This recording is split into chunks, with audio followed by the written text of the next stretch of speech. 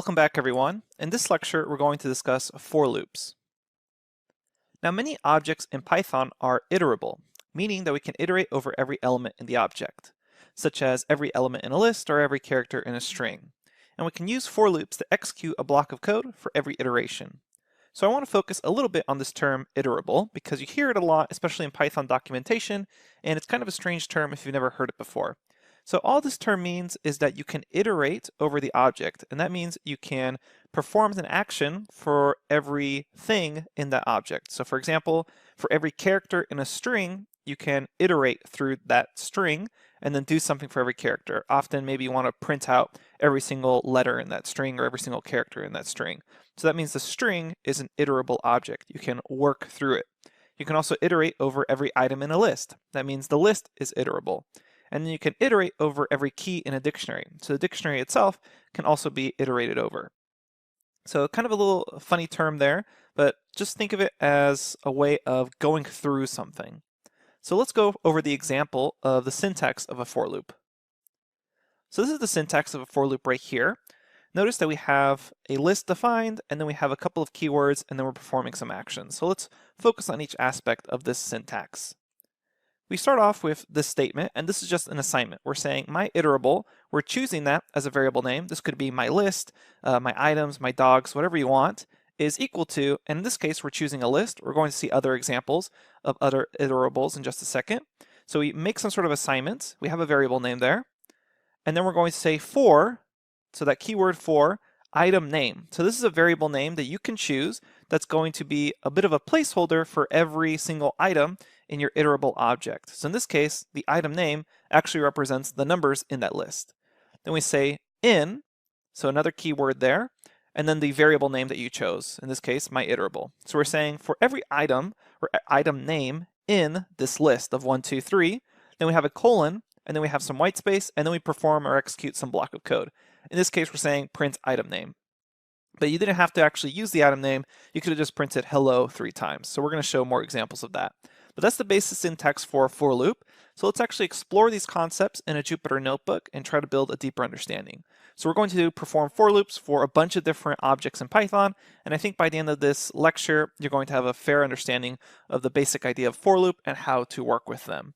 And this is really where you begin to level up your skills. So before, we've basically just been learning about data types, objects. We haven't really been able to construct anything yet. Once you start learning about control flow and for loops, and later on while loops, and then after that functions, etc., this is where we really start to be able to construct logical programs. Okay, so it's an exciting leap. Let's head to the Jupyter Notebook and get started. All right, let's begin with a simple example. I'm going to create a list called my list, and we're going to set this equal through the numbers 1 through 10. We'll say 1, 2, 3, 4, 5, 6, 7, 8, 9, and then finally 10. And as a very quick note, you should not use list as a variable name here. Notice that it's being highlighted through syntax highlighting. That means list is a built-in keyword, so avoid using just list by itself as a variable name. If for some reason you accidentally already did that, go ahead and delete this, and then just hit kernel, restart, and then restart this, and that will reset all your variable names. What you will need to do is then rerun some cells if you already have stuff defined. So I just need to rerun that. Notice how now it's back at 1, so I've restarted everything. Okay, so I have this list 1 through 10. Now I'm going to create a for loop to iterate for every item in this list. So I start with the keyword for, and then I get to choose a variable name that's going to represent the elements inside of this list. So we're going to say for num in my list, that iterable, colon, I hit enter, and notice now how I have an indented block of code there. So now I can interact with those actual elements. So let's print them out. I'm going to say for num in my list, print num. And then when I run this, I see 1, 2, 3, 4, 5, 6, 7, 8, 9, 10. So it's actually printing out this number for every number in that list. Something I want to make really clear though is that this particular variable name that you chose to represent the elements inside that list, it can be whatever you want. So here I chose num because these are numbers, but I'm going to just make it really obvious by choosing jelly and then saying for jelly in my list, print jelly. Run that again and you get back the exact same results. So again, this variable name can be whatever you want. This iterable can't be, it has to be predefined, but this variable name that's going to represent the actual objects inside that iterable, that is whatever you want. Now I also want to show you the point that we technically don't even need to use this variable name. We can still execute some block of code for every single item in this list, even if the code itself is unrelated to the item. So I can print hello for every item in that list, and we get back hello 1 through 10 times. And again, we can call this whatever we want. Num, run that, and we get back hello 10 times. So keep in mind, when choosing these variable names, you have full flexibility, so you'll want to choose a variable name that is somehow related to the object inside that iterable. Now let's combine our knowledge of for loops with a little bit of what we just discussed in control flow. Let's see if we can print out only the even numbers in this list. So to do that, what we're going to do is start off by saying for num in my list, and then I'm going to add in some control flow to somehow check if the number's even. So I'll say check for even here. This is just a comment. And then what I will do is the following. I'll say if num mod 2 is equal to 0, colon, print the number. So what I'm doing here is I'm saying, okay, for every number in that list, if the num mod 2, so remember that's the remainder when you divide by 2, is equal to 0. So if there's an even number and you divide it by 2 and the remainder is 0, then you can go ahead and print that number. So then when we run this, here we have all the even numbers, 2, 4, 6, 8, 10. And I can add even more control flow by attaching an else statement to this if statement, and then say print odd number. And we can even do some f-string literal formatting, so I can say if odd number, right there, run that, and it says odd number 1, 2, odd number 3, 4, odd number 5, 6. So this is some good work here as far as combining for loops with the control flow from before.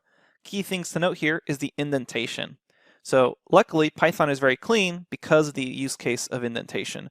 So everything at this indentation level is inside of this for loop. So this entire block of code is going to execute for every single number in that list.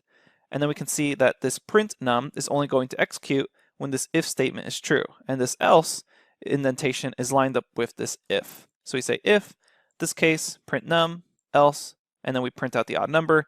And again, using some f-string literal here to nicely print out that number itself. All right, let's move along. So another common idea for a for loop is to keep some sort of running tally during multiple loops.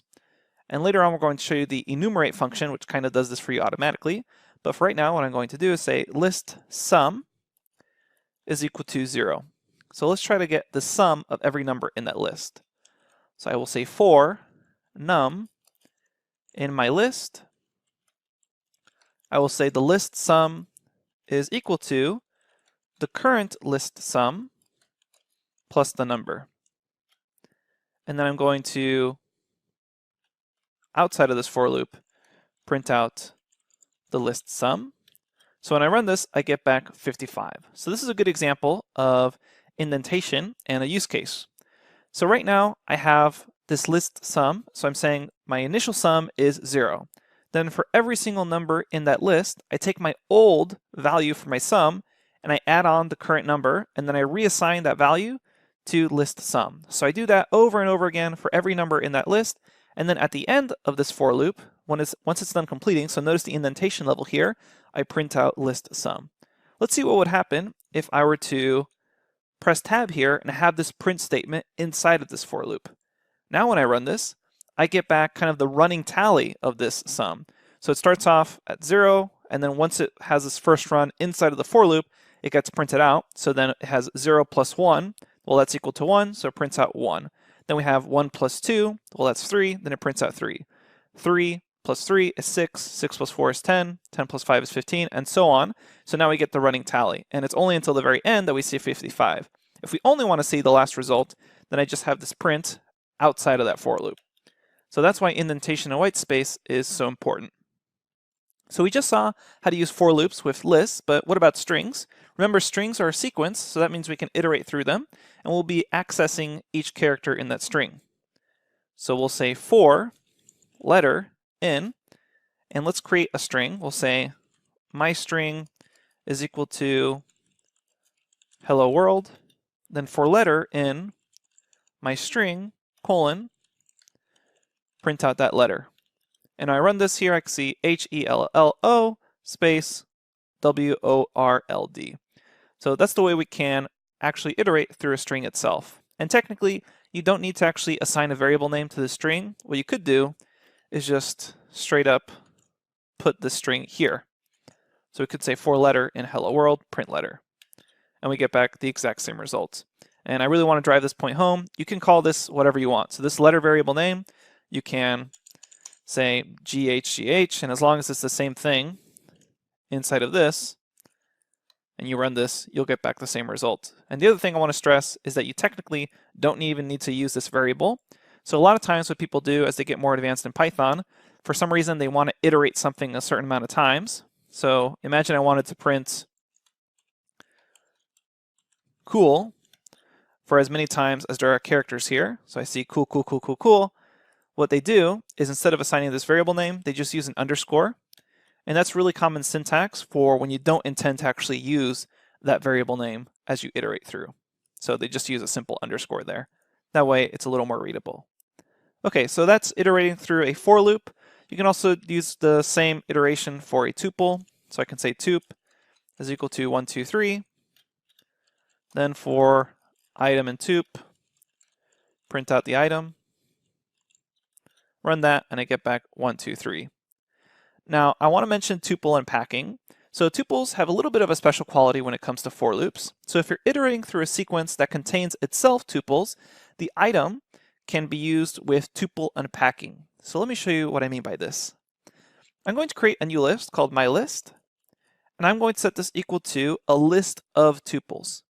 So here I have square brackets, and I'm going to make some tuple pairs. We'll say 1, 2, comma, then 3, 4, comma, 5, 6, comma, 7, 8. So notice what I have here. I have a list, and then there's tuple pairs as items in that list. So if I check out the length of my list, I have 4 items in it, where every single item is a tuple pair. So let's print out those items themselves. So for item in my list, print out the item. And when I run this, I actually see the tuples themselves. 1, 2, 3, 4, 5, 6, 7, 8.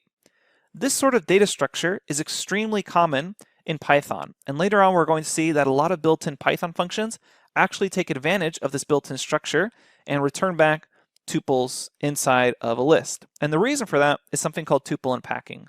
Right now, we had to print out every single item inside this tuple. But what I could do is the following. I could say, let me delete this print statement. I could do the following. I could say for, and make kind of a temporary variable name that looks like a tuple here. So for AB in my list, then I can print the variable A, and then print the variable B. So note what happens now. I'm saying 1, 2, 3, 4, 5, 6, 7, 8. So what's actually going on here? Well, this is called tuple unpacking, where you kind of duplicate the structure of the items, in this case tuples, inside of this sequence, and then unpack them. So now I have access to the individual items. So if I only want to print out the first item in those tuples, so I run this, I get back 1, 3, 5, 7, because now I'm only printing A. So this is known as tuple unpacking, and technically you actually don't need these parentheses here, so it's a lot more common to see it done this way, with no parentheses. So now I say for AB in my list, print A. Let's see what happens if we print B. We should get back all those even numbers. So that second half, that 2, 4, 6, 8. So again, this is tuple unpacking. And you're going to be using it a lot as you start working with more built-in Python functions, because a lot of things will return kind of pairs and sequences in this manner, where you have a list of tuples. And I want to show you one more example. Let's say my list is equal to a list 1, 2, 3, 1, 2, 3. Well, let's make it some different numbers. Say 5, 6, 7, and we'll do one more with 8, 9, and 10. I skipped the number 4 here, but no big deal. We'll say for item in my list, print item, and there are my 3 tuples, but I can do tuple unpacking here. So the way I can do that is make up 3 variable names, separate them by commas. So I can say A, B, C, notice I don't have to use parentheses, and then I can print out whichever one of these I want. For example, if I just want to print out 2, 6, and 9, those middle numbers, I would just say B, and there we go, we have access to B, so just the middle numbers. So this is really useful when you maybe wanted to reorganize these structures into some other manner, or maybe you only want to deal with the first item in these tuple pairs. Okay, so that's tuple unpacking, and now let's finish off this discussion about for loops by discussing how to iterate through a dictionary. So to do that, we're going to create a dictionary called D. It's going to have K1 as a key value, and we'll have the number 1 as that value. We'll say K2 here, colon 2, and then we'll say K3, colon 3. And then I'm going to, for item in D, print the item. So this is something that's kind of interesting. Notice that by default, when you iterate through a dictionary, you only iterate through the keys. So K1, K2, and K3. If you actually want to iterate through the items themselves, what you need to do is call .items here. And now when you run that, you get back these tuple pairs, K1 with 1, K2 with 2, K3 with 3, which means we can use the same tuple unpacking technique we just discussed. So instead of item, what I can do is say key, comma value, and let's say I only wanted to print out the values. Then I could say for key value in D.items, print out the value, and now I have 1, 2, and 3. Again, taking advantage of tuple unpacking here, because D.items returns back something in this sort of format. And more likely it's this sort of format. We have a key and a value. So we're using the same tuple unpacking that we just discussed, now with D.items. So by default, when you iterate through a dictionary, it's going to be the keys. If you want to iterate through the items, you can use tuple unpacking to grab both keys and values. If you only want the values themselves, what you could do is say D dot, and then call values off of this, run that, and it'll only print out the values 1, 2, 3. The last thing I want to note here is that dictionaries are technically unordered. This is a very small dictionary, so it looks like everything's going in order, 1, 2, 3, K1, K2, K3. But if you have a very large dictionary, there's no guarantee that things are going to be sorted or in any sort of order. So keep that in mind. When you iterate through a dictionary, there's no guarantee that you're going to get things back in the order you put them in. Okay, so now we've learned about how to use for loops with tuples, lists, strings, and dictionaries. This is going to be a really important tool for us, so make sure you understood it well with the above examples. Specifically, make sure you really understand the white space. So probably the most important thing to get out of this lecture is the fact to use this for keyword, any temporary variable you want, you say then the keyword in, some sort of iterable object, either values, the list, or a string itself, as we saw up here, colon, and then in this indented block of code, that's going to execute every single time for every single iterable in that list. Thanks everyone, and if you have any questions, feel free to post them to the Q&A forums. I'll see you at the next lecture.